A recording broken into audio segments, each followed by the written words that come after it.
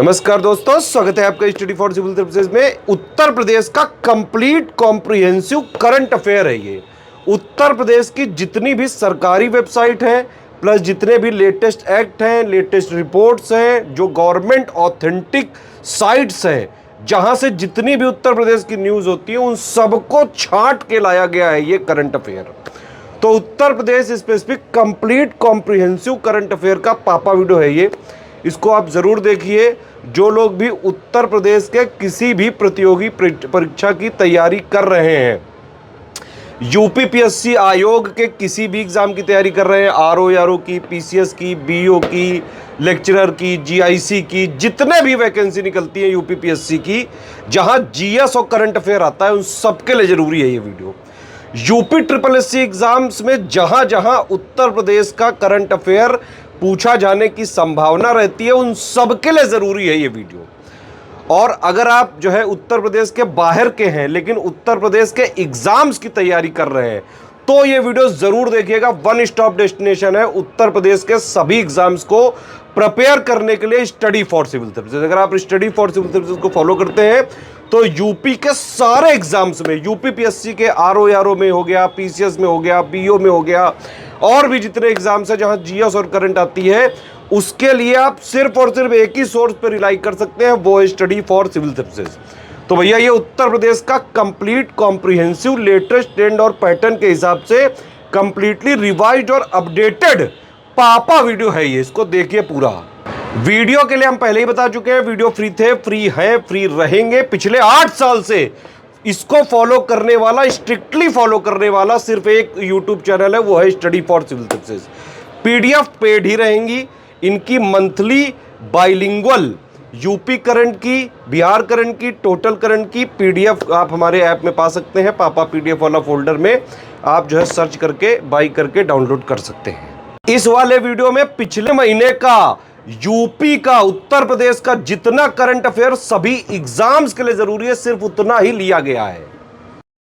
सभी साथियों का बहुत बहुत स्वागत है स्टडी फॉर सिविल सर्विसेज के उत्तर प्रदेश करंट अफेयर में। अक्टूबर मंथ 2025 के सभी important Uttar Pradesh current affairs को हम लोग इसमें कवर कर लेंगे।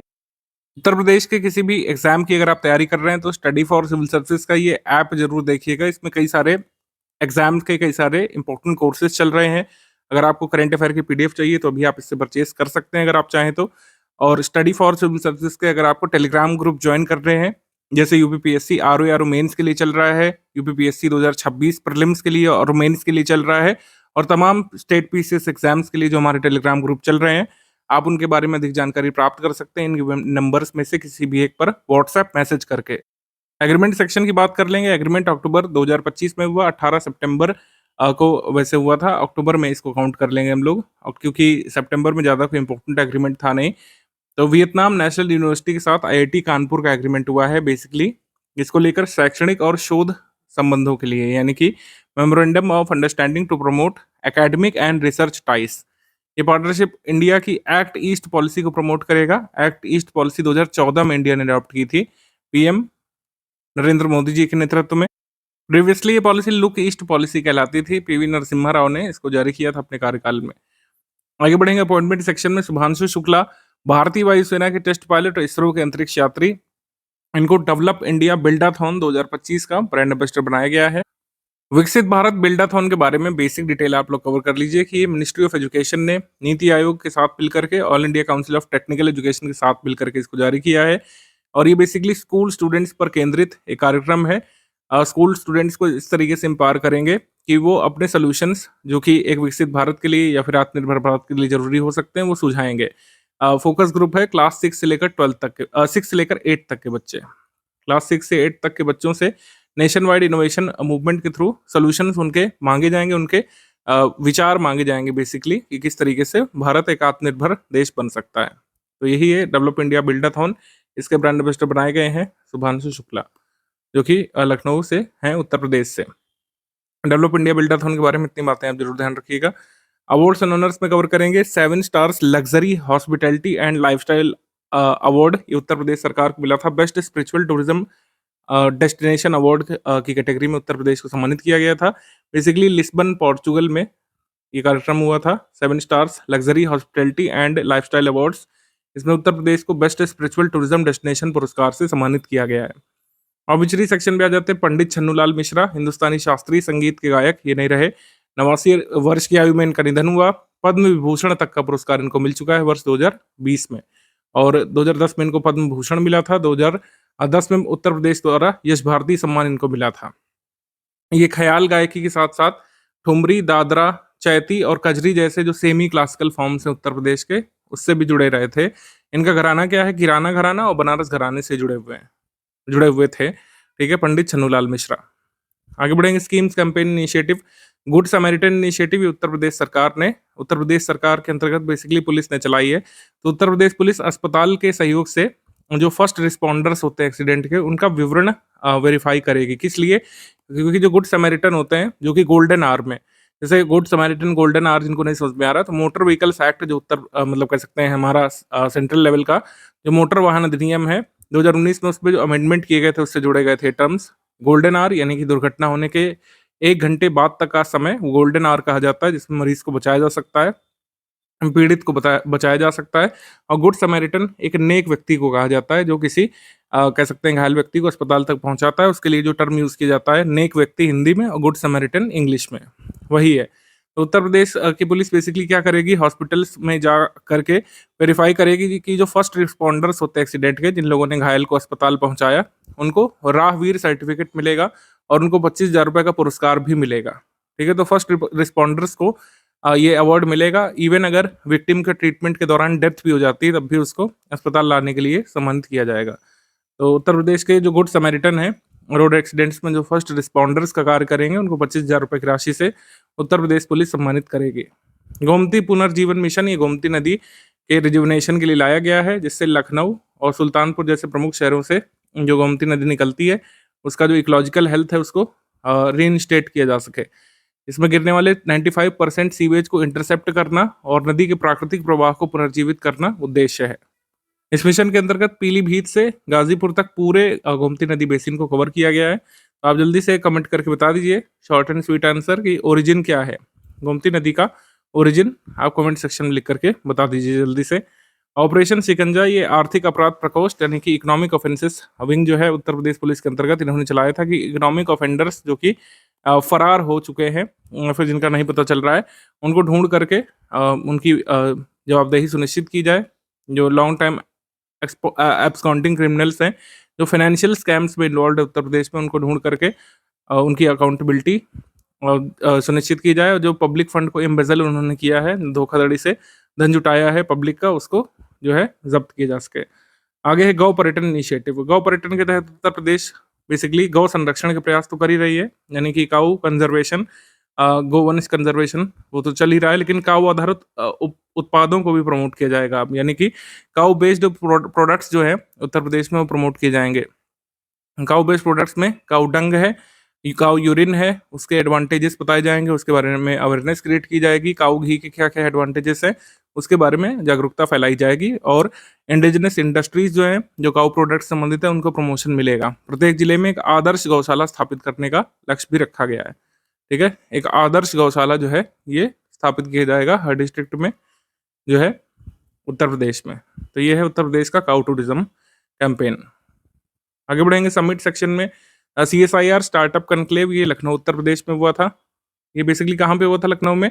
ये हुआ था NBRI में, यानी कि नेशनल बोटेनिकल रिसर्च इंस्टीट्यूट के कैंपस में हुआ था लखनऊ में। 15 सितंबर 2025 को इसका उद्घाटन किया था चीफ मिनिस्टर योगी आदित्यनाथ जी और union minister doctor Jitendra Singh ji ने। इंडिया का पहला जो स्वास्तिक शेप्ड लोटस गार्डन है, वो यहाँ का मुख्य आकर्षण रहा था। स्वास्तिक लोटस गार्डन ये 930 स्क्वायर मीटर में फैला हुआ है। ये स्वास्तिक लोटस गार्डन पहला ऐसा लोटस गार्डन है पूरे देश का, जहाँ पर 60 से अधिक लोटस की वैरायटी और 50 से अधिक वाटर लिलीज को सोर्स किया गया है पूरे विश्व के कोने कोने से। और यहाँ पर 108 पंखुड़ियों वाला एक लोटस, जिसको नाम दिया गया NBRI नमो, ये भी यहाँ पे लगाया गया है। World first 108 petal lotus NBRI नमो, ये यहाँ पे NBRI कैंपस में लखनऊ में लगाया गया है स्वास्तिक उद्यान में। DSR direct seeded rice conclave, direct seeded rice conclave ये वाराणसी उत्तर प्रदेश में हुआ था। क्यों हुआ था? क्योंकि वाराणसी में क्या है, वाराणसी में इंटरनेशनल राइस रिसर्च इंस्टीट्यूट का साउथ एशिया रीजनल सेंटर का कैंपस है। तो इसलिए यहाँ पे हुआ था। डायरेक्ट सीडेड राइस के बारे में थोड़ा-सा पता होना चाहिए आपको कि ट्रेडिशनल जो राइस कल्टीवेशन मेथड होता है, उससे अलग होता है। अलग क्या होता है कि जैसे हमारे ट्रेडिशनल राइस कल्टीवेशन में क्या होता है कि जो सैपलिंग है, वो लगाया जाता है, ठीक है? जो पौधा होता है उसको जो है उसमें रोपा जाता है, तब उसमें धान होता है। इसमें क्या होते हैं कि राइस सीड डायरेक्टली फील्ड में बो दिए जाते हैं। ये डायरेक्ट सीडेड राइस इस तरीके से उगाया जाता है। तो इसको लेकर के ये कॉन्फ्रेंस हुई थी, कहाँ पे? वाराणसी वाले इंटरनेशनल राइस रिसर्च इंस्टीट्यूट के कैंपस में, डीएसआर कॉन्क्लेव। आगे बढ़ेंगे, मेला महोत्सव जो है 22वां नेशनल बुक फेयर, ये एक प्राइवेट एजेंसी ने करवाया था लखनऊ में, और ये उत्तर प्रदेश के कई शहरों में करा रही है, जैसे कानपुर में भी नवंबर में हो रहा है। अ, पुस्तक मेला लगा है। तो 22वां नेशनल बुक फेयर 2025 इसको इनॉग्रेट किया था उत्तर प्रदेश गवर्नर आनंदीबेन पटेल ने। चीफ मिनिस्टर जी ने नहीं किया था, ये ध्यान रखिएगा। और इसके ऑर्गेनाइजर कौन है? इसके आयोजक एक प्राइवेट पब्लिशर है, फोर्स वन बुक्स। आगे है एमएसएमई सेवा पर्व। एमएसएमई सेवा पर्व का उद्घाटन हुआ था वाराणसी में। इसको ऑर्गेनाइज किया था मिनिस्ट्री ऑफ एमएसएमई ने, और ये हुआ था सितंबर में वाराणसी में। इसको प्रिसाइड किया था यूनियन मिनिस्टर जीतन राम मांझी ने, और इनॉग्रेट किया गया था union minister of state miss Shobha Karandlaje के द्वारा। आगे बढ़ेंगे हम लोग। स्मृति जन्मोत्सव मेला। स्मृति जन्मोत्सव मेला ये कबीर परंपरा से जुड़े संतों का बेसिकली मेला होता है। ये लखीमपुर खीरी में हुआ था। यहाँ पर उत्तर प्रदेश के सीएम ने कहा था कि जो मुस्तफाबाद विलेज है बेसिकली, उसको बदल करके उसका नाम वो कबीर धाम कर देंगे, क्योंकि कबीर की परंपरा से जुड़े हुए संतों का ये मेला था, स्मृति जन्मोत्सव मेला। First national model rocketry competition ये कुशीनगर में हुआ था उत्तर प्रदेश में। ये अक्टूबर में हुआ था कुशीनगर के तुमकुही राज में, नारायणी नदी किनारे ये हुआ था। कह सकते हैं कंपटीशन बेसिकली हुआ था। इसमें कई सारी टीमें बनाई गई थी। विजेता टीम का नाम, उपविजेता टीम का नाम आप देख सकते हैं इसमें। ये बहुत ज़रूरी नहीं रहेगा मेरे हिसाब से, वेन्यू ही मोस्ट इंपॉर्टेंट फैक्ट है इसमें, कि first national model rocketry competition ये कहाँ पे हुआ था? कुशीनगर उत्तर प्रदेश में। कुशीनगर उत्तर प्रदेश में फर्स्ट नेशनल लेवल का मॉडल रॉकेटरी कंपटीशन हुआ था। इसके ऑर्गेनाइजर कौन थे? ये ऑर्गेनाइज किया गया था इन स्पेस इसरो के द्वारा और एस्ट्रोनॉटिकल सोसाइटी ऑफ इंडिया के द्वारा। आगे बढ़ेंगे हम लोग। रैंक्स रिपोर्ट इंडेक्स पे ज़्यादा कोई इंपॉर्टेंट आंकड़े नहीं है इस बार। इनकम टैक्स स्टैटिस्टिक्स को कंपाइल किया था टाइम्स ऑफ इंडिया नामक पब्लिशर ने। टाइम्स ऑफ इंडिया के अनुसार tax filing ratio Uttar Pradesh में मात्र 1.5% का था, मतलब टोटल पॉपुलेशन के करीब 1.5% हिस्सा ही टैक्स फाइलिंग करता है। और इसने हालांकि ये कहा था कि नंबर ऑफ पीपल जो टैक्स रिटर्न फाइल करते हैं उनके संख्या के मामले में उत्तर प्रदेश सेकंड नंबर पर आता है राज्यों में। इंडो गैंगटिक मैदान में खतरनाक PM 2.5 प्रदूषण पर एक रिपोर्ट आई थी, एक स्टडी आई थी। Centre for research on energy and clean air, इन्होंने basically central pollution control board के जो है डेटा को यूज करके स्टडी बनाई थी कि इंडो गैंगटिक प्लेन रीजन में कौन कौन सी सिटी क्लीनेस्ट है और कहाँ पर प्रदूषण ज़्यादा है। तो वाराणसी जो है क्लीनेस्ट पाया गया था 17 सिटीज में से, और कोलकाता को थर्ड रैंक इसमें दी गई थी इंडो गैंगटिक प्लेन के क्लीनेस्ट सिटीज के मामले में। आगे एमसीक्यू सेक्शन पे आ जाएंगे।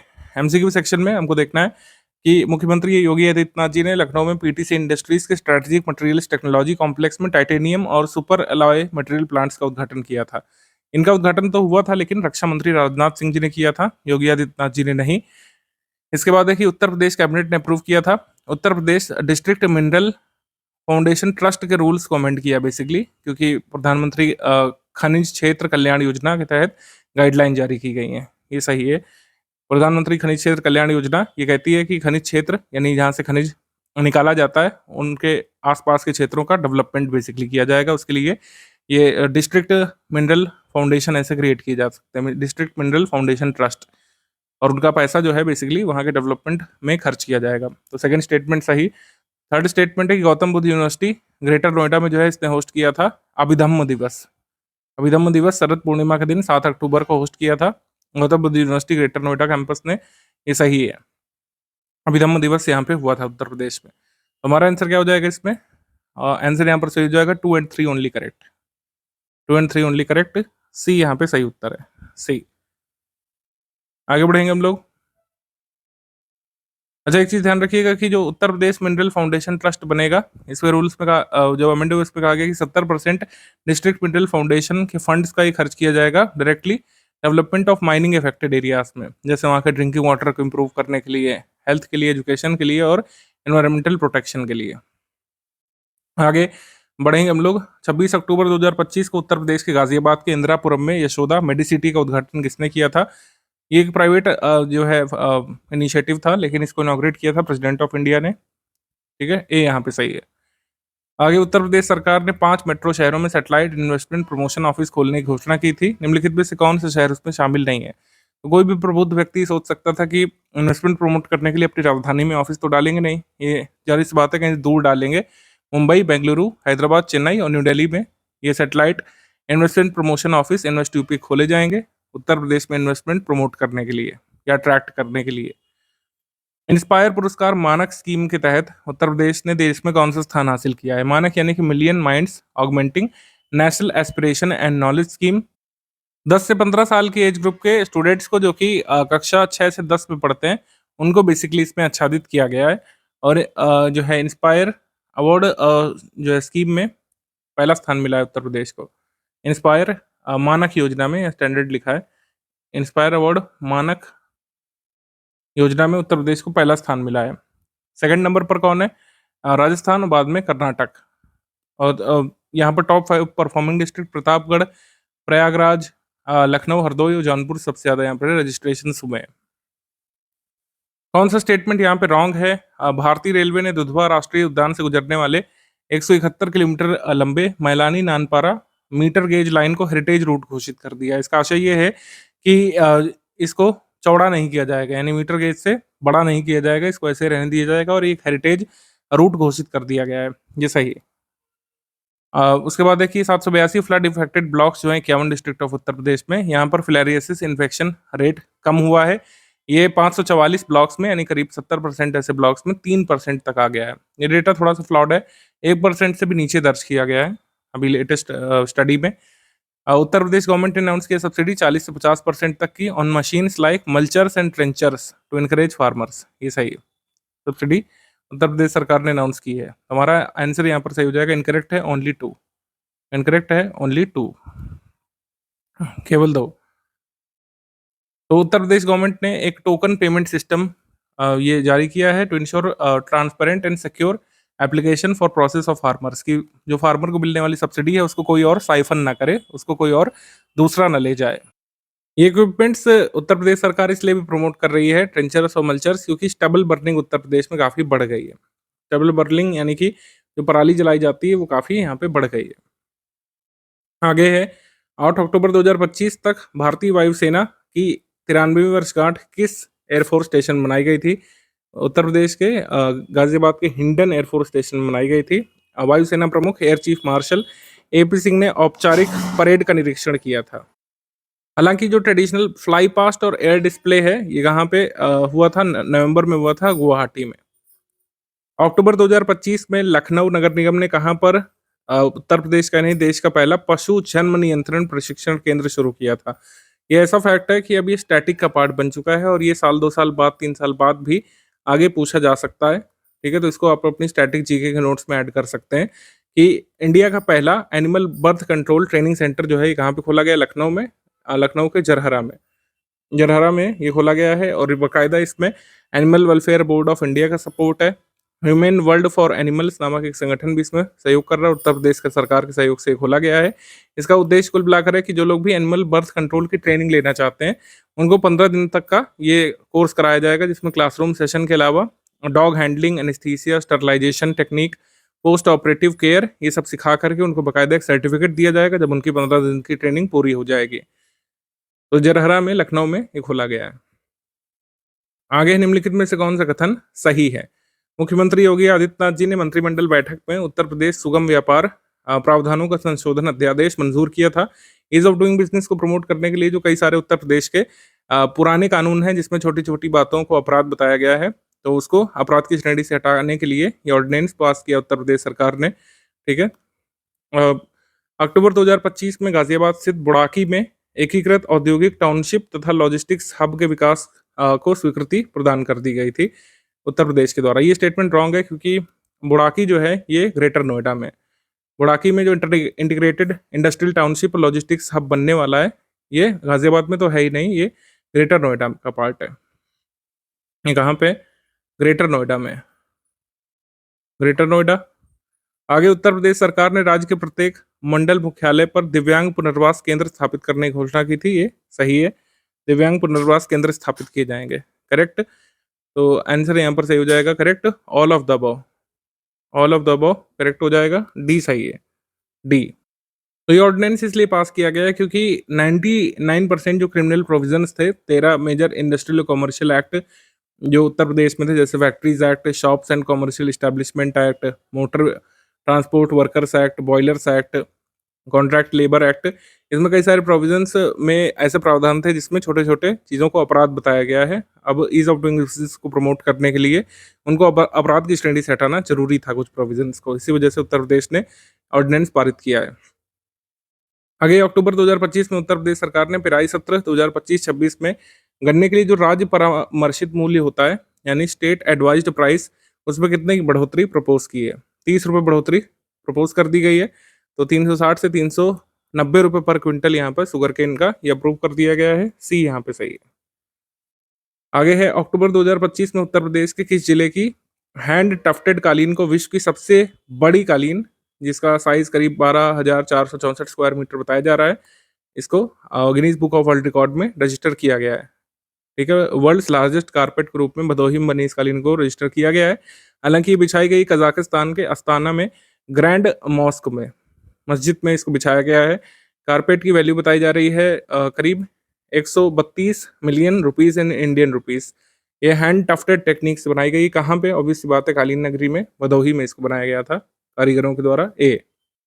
उत्तर प्रदेश सरकार ने अलीगढ़ बुलंदशहर की कितनी तहसीलों को मिला करके एक 76वां नया जिला प्रपोज किया है, जिसको कल्याण सिंह नगर कहा जा सकता है। ध्यान रखिएगा, अभी सिर्फ ये अनौपचारिक बातें, औपचारिक अभी कुछ नहीं है। मतलब अभी सिर्फ मतलब ऐसी बातचीत चल रही है कि क्या 76वां जिला कल्याण सिंह जी के नाम पर उनको ट्रिब्यूट देने के लिए बनाया जा सकता है। तो अलीगढ़ बुलंदशहर की 3 तहसीलों को मिला करके इसको बनाया जा सकता है, ऐसा भी कहा जा रहा है। बी यहाँ पे। आगे है 14 अक्टूबर 2025 को केंद्रीय गृह मंत्री अमित शाह जी ने उत्तर प्रदेश के किस जिले में स्पेशल ऑपरेशन ट्रेनिंग सेंटर का उद्घाटन किया था? स्पेशल ऑपरेशन ट्रेनिंग सेंटर का उद्घाटन किया गया था अयोध्या में। अयोध्या में। और 6 एनएसजी सेंटर ऑलरेडी स्टैब्लिश हो चुके हैं मुंबई, चेन्नई, कोलकाता, हैदराबाद, अहमदाबाद और जम्मू टास्क फोर्स के अधीन। आंसर हो जाएगा इसमें डी, अयोध्या। 31 अक्टूबर 2025 को निम्नलिखित में किसने वाराणसी में श्री काशी नटकोट्टई नगर क्षेत्रम में एक नए धर्मशाला का उद्घाटन किया? ये किया है vice president of India Shri CP Radhakrishnan ने। ए यहाँ पे सही है, ए। अगला क्वेश्चन है, इसमें पहला स्टेटमेंट है कि राष्ट्रीय शर्करा संस्थान नेशनल शुगर इंस्टीट्यूट जो कानपुर में है, इसने अपना 95वां फाउंडेशन डे सेलिब्रेट किया। ये यहाँ पे रॉन्ग है क्योंकि इसने अपना अभी 90वां फाउंडेशन डे सेलिब्रेट किया है 7 अक्टूबर 2025 को। पहला स्टेटमेंट रॉन्ग। उत्तर प्रदेश का पहला सीड पार्क जो है ये कहाँ पे स्टैब्लिश किया जाएगा? अटारी लखनऊ में, और चौधरी चरण सिंह जी के नाम पर इसका नाम रखा जाएगा, ये सही। आगे उत्तर प्रदेश सरकार ने पंजाब में बाढ़ प्रभावित किसानों की सहायता के लिए 1000 क्विंटल गेहूं के बीज भेजे हैं जो हाई प्रोडक्टिविटी वीट सीड्स हैं। बेसिकली किस प्रजाति के हैं? इसका नाम है BB327 या फिर इसका ट्रेडिशनल नाम है कर्ण शिवानी। कर्ण शिवानी वैरायटी के बीज पंजाब के फ्लड अफेक्टेड रीजन्स के लिए उत्तर प्रदेश ने भेजे थे। और राष्ट्रीय शुगर इंस्टीट्यूट के बारे में अगर बात करें, मतलब शर्करा संस्थान नेशनल शुगर इंस्टीट्यूट की मतलब कह सकते हैं हिस्ट्री ये है कि गवर्नमेंट ऑफ इंडिया ने इसको स्टैब्लिश किया था imperial institute of sugar technology के नाम से। जो शुगर सेक्शन था हरकोट बटलर टेक्निकल यूनिवर्सिटी का कानपुर में, उसको अधिग्रहित करके ये imperial institute of sugar technology खोला गया था। आज़ादी के बाद इसका नाम बदल करके नेशनल शुगर इंस्टीट्यूट रखा गया था 1957 में। आगे मुंशी प्रेमचंद जी की कौन सी पुण्यतिथि मनाई गई थी? 89वीं मनाई गई थी। मुंशी प्रेमचंद की जो कह सकते हैं डेथ हुई थी 8 अक्टूबर 1936 को। मुंशी प्रेमचंद जी का रियल नेम धनपत राय श्रीवास्तव। इनका जन्म लमही गांव में हुआ था, वाराणसी में, पता होना चाहिए आपको, लमही गांव में। और मुंशी प्रेमचंद वैसे तो हिंदी के कथा सम्राट कहे जाते हैं, लेकिन एक इनका उर्दू नावल, इसका नाम है सोज़ ए वतन, जो इन्होंने नवाब राय के नाम से लिखा था। ये कुछ बातें आपको पता होनी चाहिए। केंद्रीय वित्त मंत्री निर्मला सीतारमण जी और मुख्यमंत्री योगी आदित्यनाथ जी ने किस जिले में बृहस्पति कुंड का उद्घाटन किया था ज्वाइंटली? तो बृहस्पति कुंड का उद्घाटन किया गया था अयोध्या में। ठीक है, अयोध्या में, बी यहाँ पे सही है, बी। आगे है कि उत्तर प्रदेश सरकार ने एग्री स्टैक योजना के तहत कितने प्रतिशत किसान पंजीकरण करने का निर्देश दिया है? 100%। सभी किसानों को एग्री एग्री स्टैक स्कीम के तहत रजिस्टर करने का निर्णय लिया उत्तर प्रदेश सरकार ने, और अभी बिजनौर 58% रजिस्ट्रेशन में सबसे आगे है। एग्री स्टैक स्कीम के बारे में मैंने जरूर आपको पहले बताया होगा, एक बार इसको रिकॉल कर लेते हैं, क्योंकि रिवीजन और रिकॉलिंग ही एक एसेंशियल एस्पेक्ट है आपकी तैयारी का। आपको रिवाइज करना है कि एग्री स्टैक स्कीम एक फार्मर्स का डेटाबेस तैयार करने का इनिशिएटिव सेंट्रल गवर्नमेंट का है, स्टेट गवर्नमेंट का नहीं, सेंट्रल गवर्नमेंट का है। Ministry of agriculture and farmer welfare क्या करने वाला है?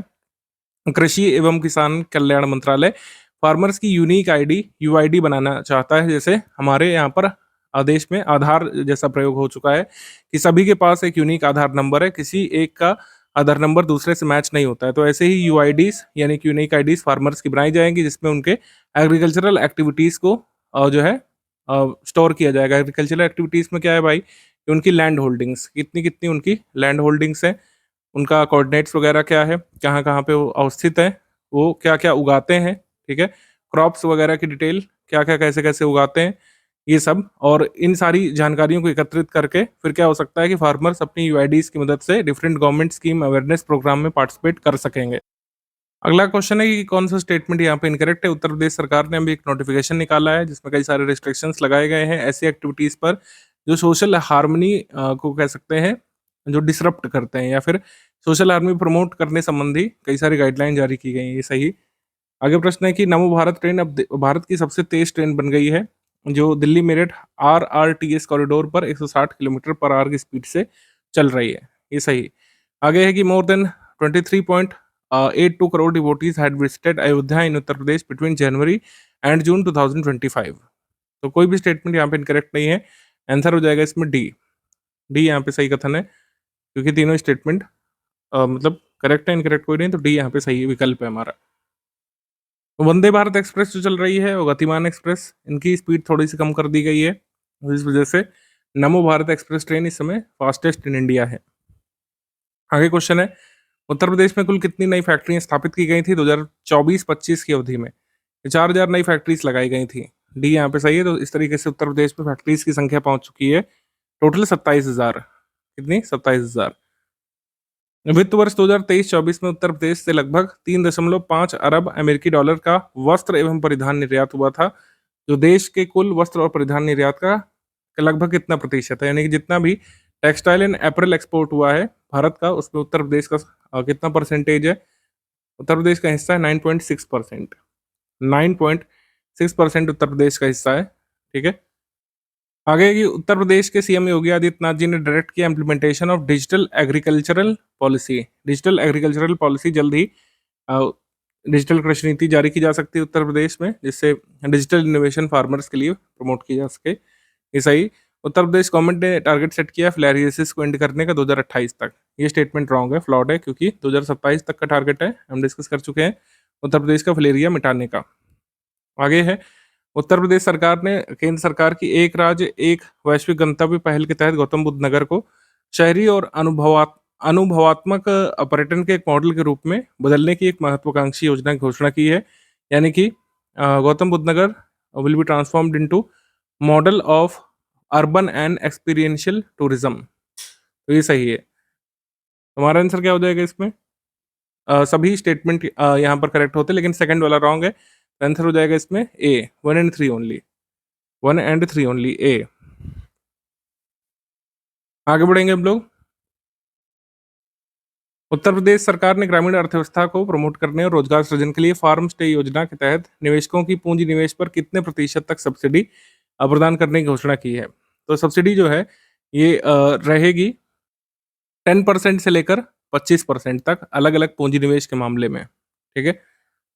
Which division of Uttar Pradesh ranks first in resolving public complaints? Public complaints को जो है सुनने के मामले में देवी पाटन मंडल जो है टॉप पर रहा है। देवी पाटन में कौन कौन से जिले आते हैं? बलरामपुर, बहराइच, श्रावस्ती और गोंडा। ये भी पूछा गया था रिसेंट स्टेट पीसीएस पेपर में, यूपीपीएससी में, देवी पाटन।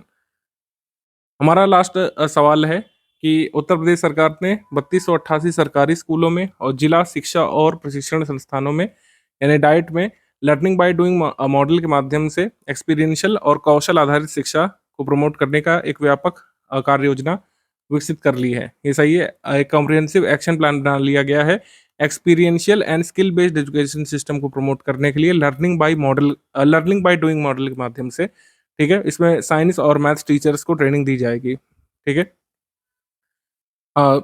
तो ये सही है पहला स्टेटमेंट। सेकंड है कि मॉडर्न ड्राइविंग स्कूल्स जो है डेवलप किए जाएंगे उत्तर प्रदेश के आईटीआईज में। ठीक है, दक्ष वाहन चालक तैयार करने के लिए आईटीआई में मॉडर्न ड्राइविंग स्कूल खोले जाएंगे, जिसमें पहले सिमुलेशन मशीन के माध्यम से यानी कि गाड़ी जैसी एक कह सकते हैं ड्राइविंग मशीन में बैठाया जाएगा स्टूडेंट्स को, जिससे वो एक तरीके से फील करेंगे कि वो रियल ड्राइविंग कर रहे हैं। बाद में उनको फील्ड में भी ड्राइविंग सिखाई जाएगी, फील्ड ट्रेनिंग दी जाएगी। इस तरीके से दक्ष चालक उनको बनाया जाएगा। दोनों स्टेटमेंट यहाँ पे सही है, 1 एंड 2 बोथ करेक्ट। सी। तो लर्निंग बाय डूइंग का उद्देश्य बच्चों को शिक्षा को अधिक अनुभवात्मक, कौशल संचालित और भविष्य उन्मुख बनाना है। ठीक है, उन्हें एक्टिव लिसनर्स में कन्वर्ट करना है पैसिव लिसनर्स से। तो साइंस और मैथमेटिक्स टीचर्स को जो है स्किल्स टीचर के रूप में ट्रेनिंग दी जाएगी। इनिशियली पायलट प्रोजेक्ट इसे चलाया जाएगा 15 डिस्ट्रिक्ट के 60 स्कूलों में, मतलब चलाया जा चुका है ऑलरेडी। अब इसको 3288 काउंसिल स्कूल्स में लागू किया जाएगा। और टीचर्स को ट्रेनिंग कहाँ पे दी जाएगी? लखनऊ में।